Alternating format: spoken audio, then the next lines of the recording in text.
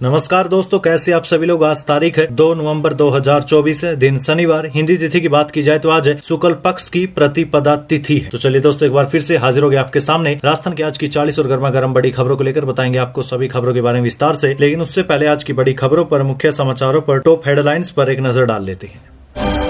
Ticket मिलते ही करोड़ीलाल खुद को मंत्री बताने लगे। डोटासरा बोले, मंत्री और विधायक के काम नहीं हो रहे, जनता के काम क्या ही करवाएंगे। मैं दोस्तों, दीपावली की रात जोधपुर और बीकानेर की हवा सबसे जहरीली रही। जयपुर में भी सांस लेने में तकलीफ है। एयर क्वालिटी इंडेक्स 400 के ऊपर, धूप से मिली राहत। मैं दोस्तों, एलपीजी की कीमतों में बदलाव। कमर्शियल सिलेंडर हुआ महंगा, 62 रुपए की बढ़ोतरी की, 1800 रुपए के पार पहुंचा कमर्शियल गैस सिलेंडर। इसी के साथ ही भारत आदिवासी पार्टी ने देवली उनियारा से निर्दलीय प्रत्याशी नरेश मीणा को दिया समर्थन। वहीं पूर्व सीएम अशोक गहलोत ने कहा, महाराष्ट्र में जनता में सरकार के प्रति असंतोष है, कांग्रेस को लाभ होगा। राजस्थान उपचुनाव पर भी दिया बड़ा बयान। इसी के साथ ही अब महज 3 घंटे में होगा जयपुर से दिल्ली का सफर। ग्रीनफील्ड एक्सप्रेस वे के बांदीकुई लिंक का 83% काम पूरा, नए साल में शुरू होगा ट्रैफिक। वहीं पीएम मोदी ने कहा, कांग्रेस को समझ आया, झूठे वादे आसान नहीं। खड़गे ने कहा था, वादे वो करो जो पूरा कर सको, नहीं तो बदनामी होती है। इसी के साथ ही कांग्रेस बोली, चुनाव आयोग ने खुद को क्लीन चिट दी। हरियाणा चुनाव की शिकायतों का जवाब अपमानजनक लहजे में लिखा, खानापूर्ति का आरोप। बने रहिए दोस्तों, बताएंगे आपको प्रदेश की 40 बड़ी खबरों के बारे में विस्तार से। लेकिन उससे पहले अगर अभी तक आपने चैनल को सब्सक्राइब नहीं किया तो सबसे पहले चैनल को सब्सक्राइब कर दे, वीडियो को लाइक कर दे और अपने कमेंट जरूर कर दीजिए।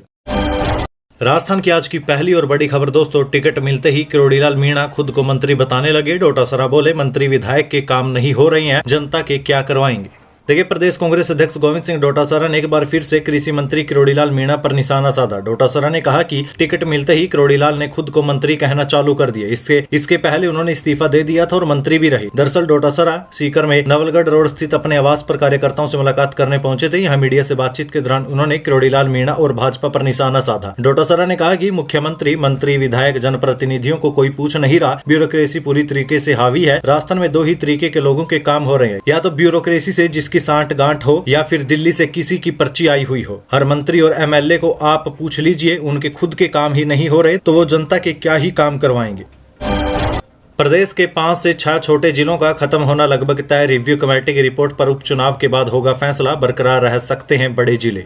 देखिए, कांग्रेस सरकार में बने जिलों के रिव्यू के लिए बनी मंत्रियों की कमेटी ने काम लगभग पूरा कर लिया। उपचुनाव के बाद कमेटी सरकार को रिपोर्ट सौंपेगी। सरकार नवंबर में गहलोत राज के छोटे जिलों को खत्म करने या बरकरार रखने पर फैसला करेगी। मंत्रियों की कमेटी का भी मानना है कि मापदंडों को पूरा नहीं करने वाले जिलों को मर्ज कर देना चाहिए। रिव्यू कमेटी गहलोत राज के छोटे जिलों को खत्म करने की सिफारिश करेगी। रिव्यू कमेटी में शामिल कई मंत्रियों ने इस तरीके के संकेत दिए हैं। पूर्व आईएएस ललित के पवार कमेटी की रिपोर्ट के आधार पर मंत्रियों ने हर जिले पर अपनी राय दी है। जो जिले मापदंड पूरा कर रहे हैं, जहाँ जनसंख्या और क्षेत्रफल ज्यादा है, लोगों की सुविधा के लिए जिला बनाना जरूरी है, उन जिलों को बरकरार रखने की सिफारिश होगी। वहीं गहलोत राज के दौरान बनाए गए छोटे जिलों में दूदू, सांचौर, गंगापुर सिटी, शाहपुरा और केकड़ी को लेकर सवाल उठे थे। इन जिलों के इलाके बहुत छोटे हैं, उपखंड जितना ही इलाका है। इन्हें जिला बनाने पर विपक्ष में रहते हुए बीजेपी ने भी खूब सवाल उठाए थे। रिव्यू कमेटी में भी शामिल मंत्रियों ने भी कहा था कि विधानसभा क्षेत्र जितने इलाकों को जिला बना दिया, इस हिसाब से 200 जिले बनाने पड़ेंगे। मंत्रियों की कमेटी रिपोर्ट में हर जिले पर अपनी सिफारिश देगी।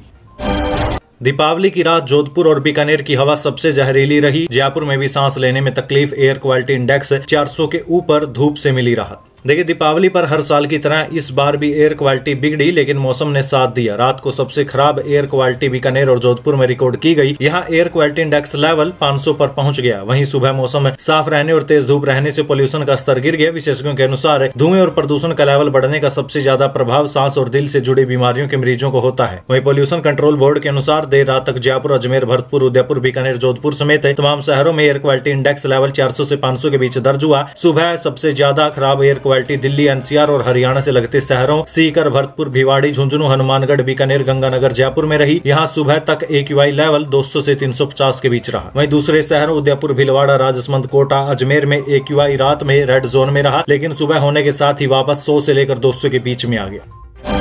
सीएम भजलाल शर्मा बोले, हमने जो कहा उसे करके रहेंगे। 60,000 चतुर्थ श्रेणी के पद सालों से खाली थे, किसी ने भरने की हिम्मत नहीं दिखाई। देखिए, सीएम भजलाल शर्मा ने कहा कि प्रदेश के सरकारी विभागों में खाली पड़े सभी पदों को सरकार भरने का काम करेगी। मैंने अधिकारियों से कहा कि प्रत्येक विभाग में खाली पड़े पदों को निकाले, सरकार उन सभी पदों की वैकेंसी निकालेगी। सीएम सांगनेर विधानसभा में दीपावली मिलन समारोह को संबोधित कर रहे थे। उन्होंने कहा कि हमने प्रदेश के युवाओं से वादा किया है कि 1 साल में 1 लाख और 5 साल में 4 लाख भर्तियां निकालेंगे। हमने जो कहा है उसे करके रहेंगे। हमारी कैबिनेट ने 90,000 भर्तियों को मंजूरी दे दी है, उनकी विज्ञप्ति भी जल्द आने वाली है। गोधरा की घटना को लेकर कांग्रेस सरकार ने चुनी किताबें। दिलावर ने कहा, कांग्रेस सरकार समाज में वैमनस्य फैलाने की फितरत से काम कर रही थी।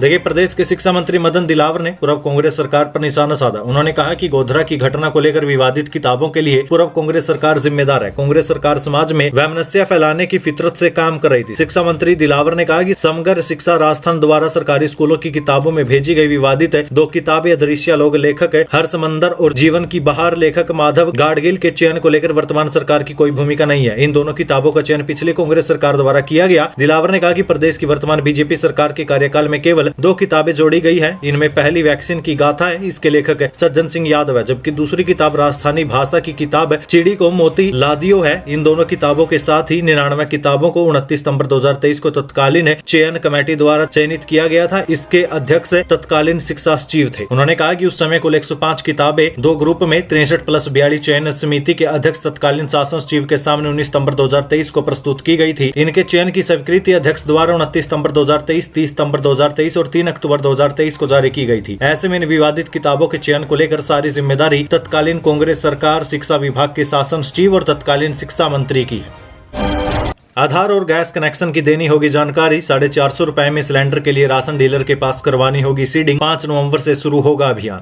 देखिए दोस्तों, 450 रुपए में रसोई गैस सिलेंडर लेने के लिए लोगों को राशन डीलर के पास जाकर सीडिंग करवानी होगी। आधार नंबर और गैस कनेक्शन की जानकारी देनी होगी। ऐसा न करने पर सस्ता सिलेंडर अब आपको नहीं मिल पाएगा। दरअसल सरकार की ओर से रसोई गैस सिलेंडर को 450 रुपए में उपलब्ध कराने की योजना का विस्तार किया गया है। प्रधानमंत्री उज्ज्वला योजना और BPL परिवारों को मिलने वाला लाभ खाद्य सुरक्षा के चयनितों को भी बजट घोषणा 2024-25 के अनुसार दिया जाएगा। इस योजना का लाभ सितंबर 2024 से सभी NFSA पात्र परिवारों को दिया जाएगा। योजना के लाभ के लिए NFSA राशन कार्डधारी परिवारों के सभी सदस्यों के आधार की सीडिंग अनिवार्य की गई है। इसके बाद 17 अंकों वाली LPG ID की भी सीडिंग आवश्यक होगी। यदि राशन कार्ड पर कई सदस्यों के पास अलग अलग गैस कनेक्शन है तो प्रत्येक सदस्य के गैस कनेक्शन की LPG ID को सीडिंग किया जाएगा। गेहूं प्राप्त करने से पहले आधार सीडिंग, LPG ID सीडिंग और eKYC को पूरा करना अनिवार्य होगा। मैं दोस्तों इस बात का ध्यान रखिएगा, आने वाली 5 नवंबर को सीडिंग का कार्य शुरू हो जाएगा, तो आप जल्द से जल्द जाकर सीडिंग करवा लीजिएगा। LPG की कीमतों में बदलाव, कमर्शियल सिलेंडर हुआ महंगा। 62 रुपए की बढ़ोतरी की, 1800 रुपए के पार पहुंचा कमर्शियल सिलेंडर।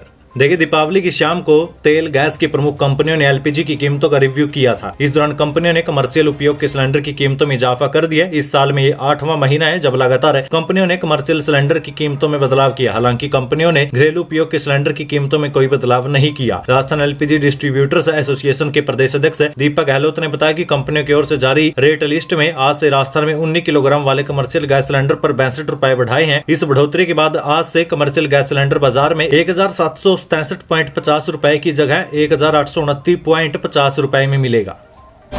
भारत आदिवासी पार्टी ने देवली उनियारा से निर्दलीय प्रत्याशी नरेश मीणा को दिया समर्थन। देखिए, राजस्थान उपचुनाव में BAP यानी भारत आदिवासी पार्टी ने कांग्रेस से बगावत कर देवली उनियारा विधानसभा सीट से निर्दलीय चुनाव लड़ रहे नरेश मीणा को समर्थन दिया। पार्टी प्रवक्ता जितेंद्र मीणा ने पार्टी के राष्ट्रीय अध्यक्ष मोहनलाल रौत का पत्र ट्विटर यानी X पर साझा करते हुए कहा कि भारत आदिवासी पार्टी नरेश मीणा का समर्थन करेगी। उन्होंने कहा, देवली उनियारा से निर्दलीय उम्मीदवार के रूप में आपने अपनी उम्मीदवारी के लिए भारत आदिवासी पार्टी से समर्थन का अनुरोध किया था। हम आपको सूचित करते हैं कि भारत आदिवासी पार्टी आपकी उम्मीदवारी का समर्थन करती है। पत्र में आगे लिखा गया है कि हमें उम्मीद है कि आप आदिवासियों, दलितों, पिछड़े वर्गों, अल्पसंख्यकों, किसानों और युवाओं की आवाज उठाते रहेंगे। मैं दोस्तों, अब नरेश मीणा को BAP पार्टी का समर्थन कहीं न कहीं कांग्रेस और भाजपा दोनों के लिए ही चिंता की बात है।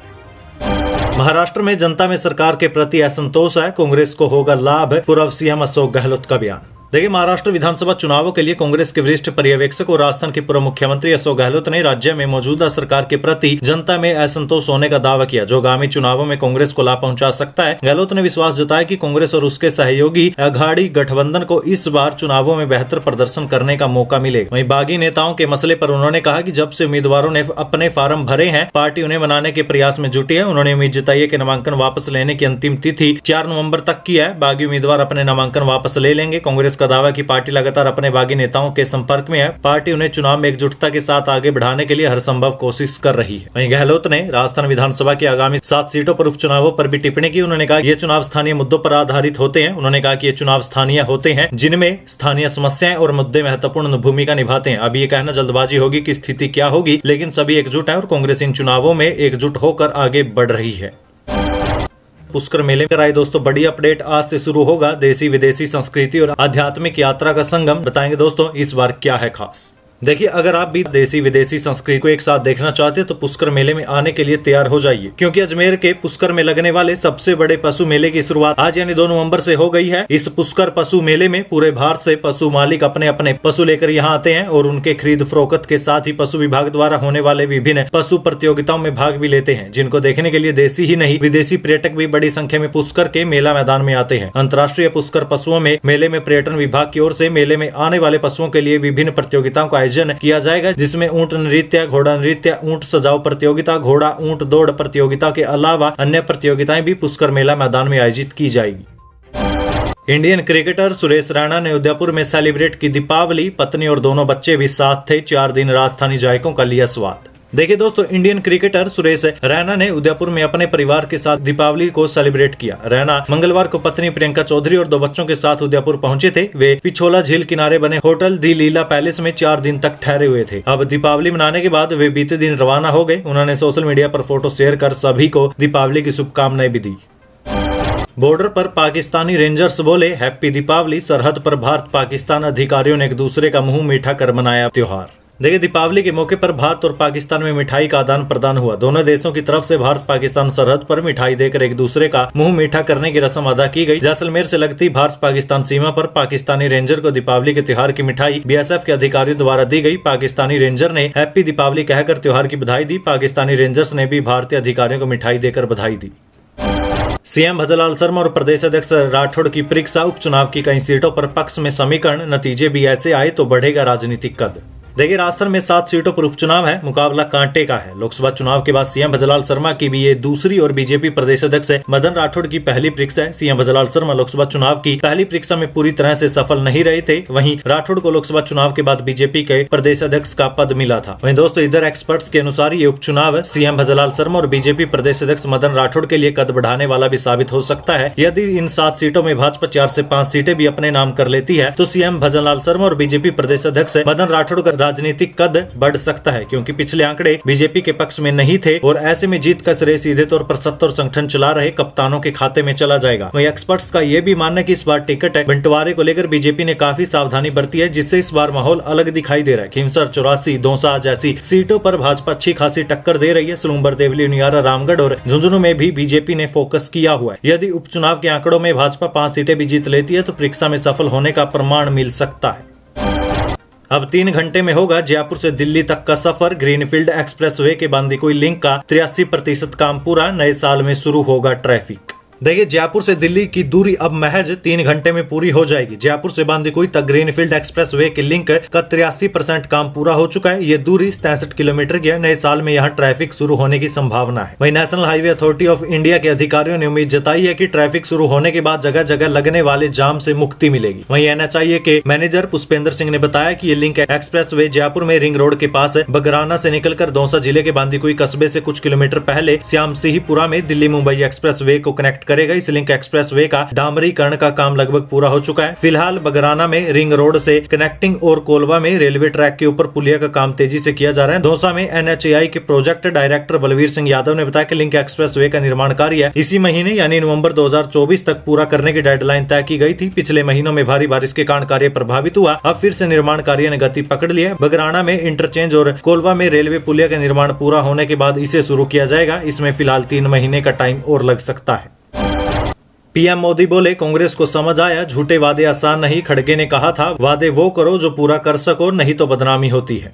देखिए दोस्तों, मल्लिकार्जुन खड़गे के चुनावी वादों पर दिए बयान पर पीएम नरेंद्र मोदी ने पलटवार किया। पीएम मोदी ने सोशल मीडिया पर लिखा कि कांग्रेस को ये बात अब समझ में आ रही है कि झूठे वादे करना तो आसान है, लेकिन उन्हें सही तरीके से लागू करना मुश्किल या फिर नामुमकिन ही है। दरअसल 31 अक्टूबर को बेंगलुरु में कार्यक्रम में कांग्रेस अध्यक्ष मल्लिकार्जुन खड़गे ने कहा था कि हमें वो वादे करने चाहिए जो पूरे किए जा सके, नहीं तो आने वाली पीढ़ी के पास बदनामी के अलावा कुछ नहीं बचेगा। दरअसल मल्लिकार्जुन खड़गे ने कहा कि मैंने उन्हें यानी महाराष्ट्र कांग्रेस को कहा था कि हमें 5, 6, 10 या 20 गारंटी की घोषणा नहीं करनी चाहिए। गारंटी की घोषणा बजट के आधार पर की जानी चाहिए, अन्यथा राज्य में दिवालियापन हो जाएगा। वहीं मल्लिकार्जुन खड़गे के इसी बयान पर अब पीएम मोदी ने पलटवार करते हुए कहा है कि कांग्रेस लगातार प्रचार अभियान चलाकर लोगों से वादे करती रहती है, जिन्हें वे कभी पूरा नहीं कर पाएंगे। अब वे लोगों के सामने पूरी तरह से बेनकाब हो चुके हैं। आज कांग्रेस की सरकार वाले किसी भी राज्य को देख लीजिए, हिमाचल प्रदेश, कर्नाटक और तेलंगाना, विकास की गति और वित्तीय सेहत बद से बदतर होती जा रही है। उनकी तथाकथित गारंटी अधूरी पड़ी है, जो इन राज्यों के लोगों के साथ एक भयानक धोखा है। ऐसी राजनीति का शिकार गरीब, युवा, किसान और महिलाएं हैं, जिन्हें न केवल इन वादों का लाभ नहीं मिल रहा, बल्कि उनकी मौजूदा योजनाएं भी कमजोर होती जा रही। पीएम मोदी ने कहा कि कांग्रेस शासित राज्यों में तथाकथित गारंटी अधूरी पड़ी है। ये उन राज्यों के लोगों के साथ एक धोखा है। पूरा भारत जानता है कि कांग्रेस को वोट देना खराब अर्थव्यवस्था और बेशुमार लूट को बढ़ावा देना है।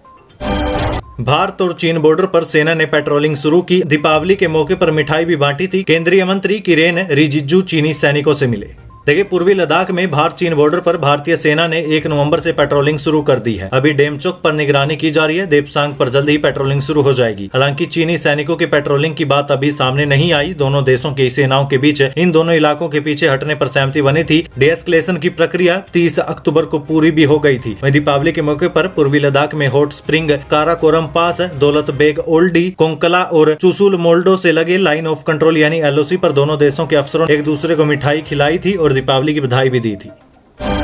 कांग्रेस बोली, चुनाव आयोग ने खुद को क्लीन चिट दी। हरियाणा चुनाव की शिकायतों का जवाब अपमानजनक लहजे में लिखा। खानापूर्ति का आरोप। देखिए, हरियाणा विधानसभा चुनाव में धांधली के आरोपों वाली शिकायत खारिज होने के बाद कांग्रेस ने चुनाव आयोग को जवाब दिया है। कांग्रेस ने पत्र लिखकर आरोप लगाया कि चुनाव आयोग ने उसकी शिकायतों का स्पष्ट जवाब नहीं दिया। जांच के नाम पर सिर्फ खानापूर्ति की गई। कांग्रेस महासचिव जयराम रमेश समेत अन्य कांग्रेस नेताओं की ओर से लिखे गए पत्र में कहा कि चुनाव आयोग का जवाब अपमानजनक लहजे में लिखा गया। अगर चुनाव आयोग इस तरीके की भाषा का इस्तेमाल करता रहा तो पार्टी के पास ऐसी टिप्पणियों के लिए कानूनी सहारा लेने के अलावा कोई विकल्प नहीं होगा। चुनाव आयोग ने खुद को क्लीन चिट दी है। हमें नहीं पता कि आयोग को कौन सलाह दे रहा है, लेकिन ऐसा लगता है कि आयोग ये भूल गया कि ये संविधान के तहत स्थापित एक निकाय है। इससे पहले चुनाव आयोग ने 29 अक्टूबर को कांग्रेस की शिकायत खारिज कर दी थी। इलेक्शन कमीशन ने 1600 पेज के जवाब में आरोपों को निराधार, गलत और तथ्यहीन बताया। फिलहाल दोस्तों, आपका इस मसले पर क्या कहना है? आपकी इस पूरे घटनाक्रम पर क्या राय है? आप इस पर क्या कहना चाहेंगे? अपनी राय कमेंट सेक्शन में जरूर दीजिएगा।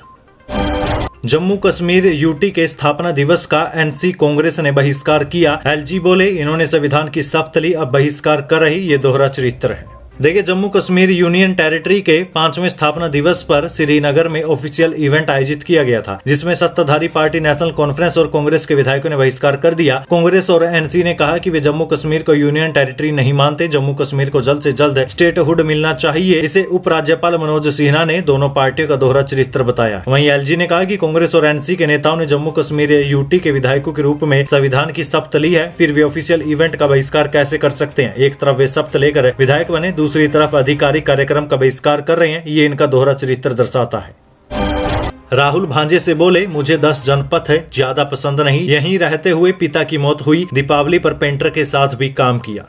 देखिए, लोकसभा में नेता प्रतिपक्ष राहुल गांधी ने दिल्ली के लुटियन क्षेत्र स्थित सरकारी आवास 10 जनपथ उन्हें ज्यादा पसंद नहीं है, क्योंकि यहीं रहते हुए उनके पिता राजीव गांधी की मृत्यु हुई थी। उन्होंने दीपावली के मौके पर कुछ पेंटर और कुम्हार परिवारों के साथ बातचीत करने से जुड़े अपने एक वीडियो में भी ये बात कही है। वीडियो में उनके साथ भांजा रेहान राजीव वाड्रा भी है। दोनों 10 जनपथ बंगले में पेंटरों के साथ काम करते भी दिखाई दे रहे हैं। राजीव 10 जनपथ में रह रहे हैं और खुद राहुल गांधी भी काफी समय तक 10 जनपथ में रही हैं। बंगले को लेकर राहुल गांधी अपने भांजे से कहते हैं कि यहाँ मेरे पिता की मौत हुई, इसलिए मुझे ये मकान कुछ ज्यादा पसंद नहीं है।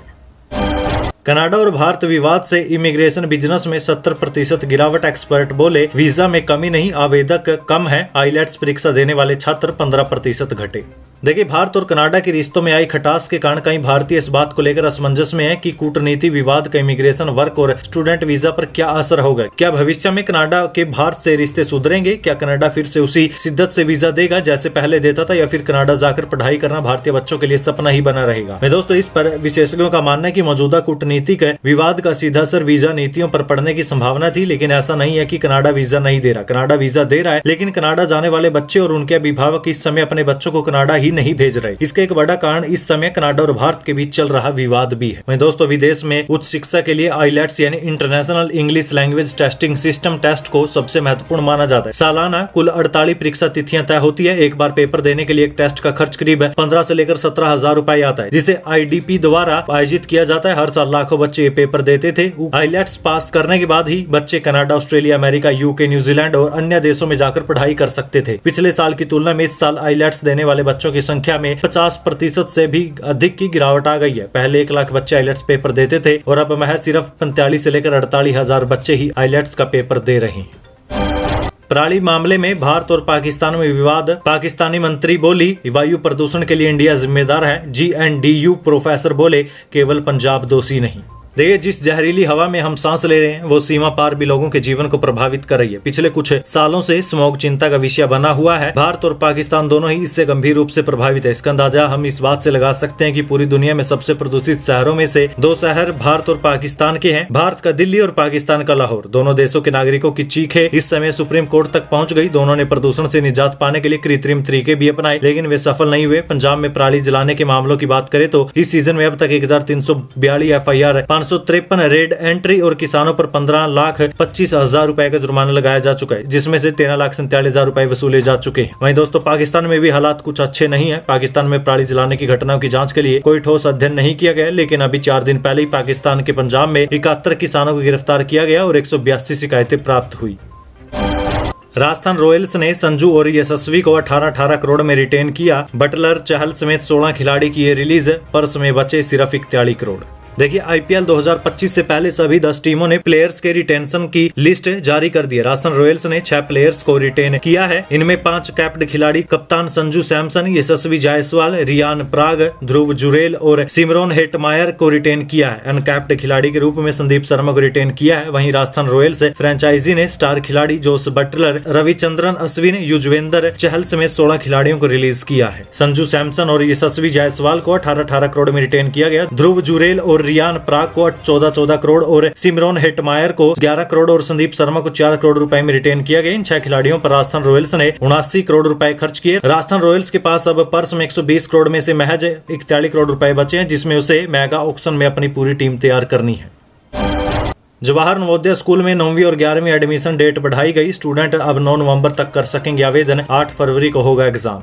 देखिए, जवाहर नवोदय विद्यालय ने कक्षा 9वीं और 11वीं में खाली स्थानों के लिए एडमिशन डेट को 30 अक्टूबर से बढ़ाकर 9 नवंबर कर दिया, जिसकी परीक्षा की तिथि 8 फरवरी 2025 प्रस्तावित की गई है। अधिक जानकारी के लिए आप नवोदय विद्यालय की आधिकारिक वेबसाइट navodaya.gov.in पर भी विजिट कर सकते हैं। एक और बड़ी खबर दोस्तों, राजस्थान में बढ़ेगा ERCP का दायरा। देखिए दोस्तों, पार्वती काली सिंध चंबल यानी PKC और ईस्टर्न राजस्थान कैनाल प्रोजेक्ट यानी ERCP की DPR दोबारा तैयार करने की प्रक्रिया शुरू हो गई है। नई विस्तृत परियोजना रिपोर्ट में प्रदेश के 21 जिलों के छोटे बड़े बांधों के साथ तालाबों को भी जोड़ने की तैयारी चल रही। वहीं कोटा बूंदी जिले के डार्क जोन क्षेत्र को भी ERCP से जोड़ा जाएगा। केंद्रीय जल आयोग को भेजी DPR में जल स्रोतों का दायरा काफी बढ़ा दिया है।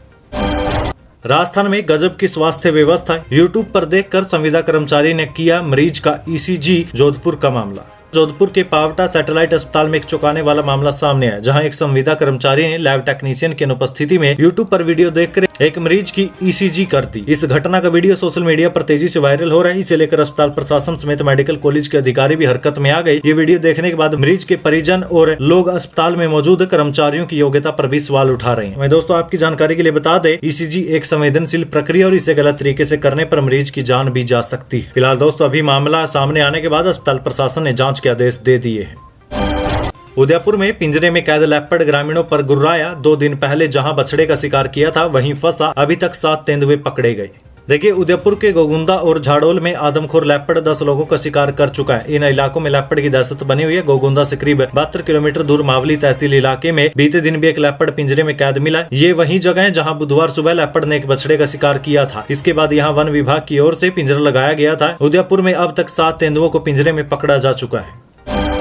100 बीघा की नर्सरी से सालाना 4 करोड़ की कमाई। कश्मीरी गुलाब, फलों और सब्जियों के 500 किस्मों के पेड़ पौधे लगाए। उपराष्ट्रपति से भी मिला था सम्मान। देखिए, शेखावटी के किसान परंपरागत खेती को छोड़कर अन्य खेती करे, साथ ही ड्रिप सिंचाई करे तो उनका मुनाफा 10 गुना तक बढ़ सकता है। ये कहना है सीकर शहर से 30 किलोमीटर दूर है बेरी गांव में स्थित फांडन गंगाबाड़ी नर्सरी के संचालक किसान हरपाल सिंह फांडन का। वर्तमान में इस नर्सरी से उनकी सालाना कमाई 3 से 4 करोड़ रुपए है। जी हाँ, आप एकदम सही सुन रहे हैं, 3 से 4 करोड़ रुपए। नर्सरी में सेब, बादाम, कश्मीरी गुलाब, अंजीर, शोभा, खेजड़ी की फली उगाई जा रही है। यहाँ अलग अलग पेड़ पौधों की 500 से भी ज्यादा किस्में हैं।